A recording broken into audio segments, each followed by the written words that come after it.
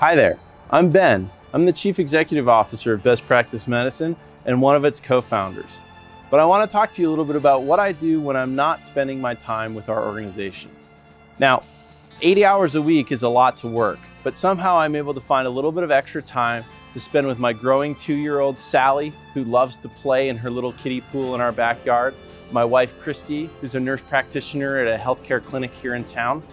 It's something that people don't know about that I really enjoy is working with wooden boats. That sounds kind of strange in Montana, but I bought and rebuilt a wooden drift boat many years ago, and it takes up a lot of my extra time. Not that I have a whole lot of that, but between those three things, I really enjoy spending my time with my family, with my friends, and with our team here at Best Practice Medicine.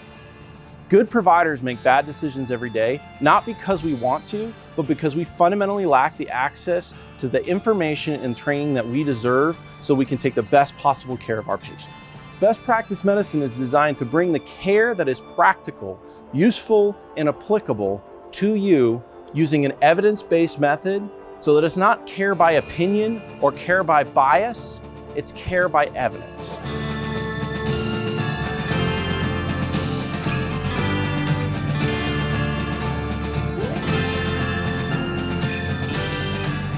Technology in healthcare is an ever-evolving phenomenon. And in my short career, which has spanned only 17 years, I've seen a lot of changes, and I bet most of you have too. The technology that's in the clinical education sphere, while has been more efficient, is becoming less effective. About a decade ago, learning management systems emerged in the clinical education realm, and they're designed primarily for administrators to make sure that we're all competent and knowledgeable in the tasks that we're undertaking.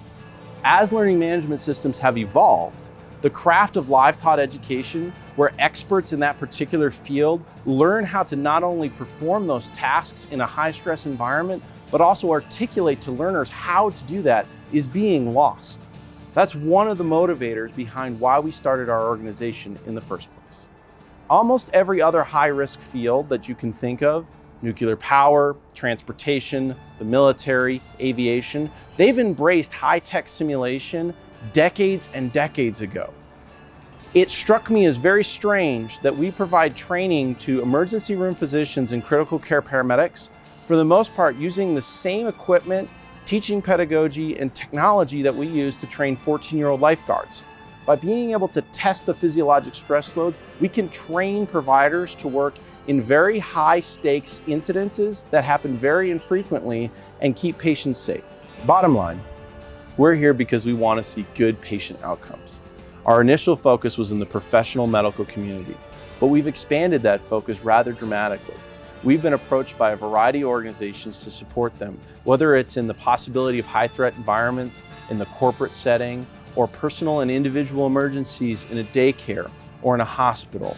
We work with all kinds of people who are interested in being prepared and sharp when the moment arises for them to act. Our fundamental focus is to make sure that no matter where you live, the thing that matters is that you live. Where we're heading next is really exciting. Healthcare is on the verge of our next great revolution.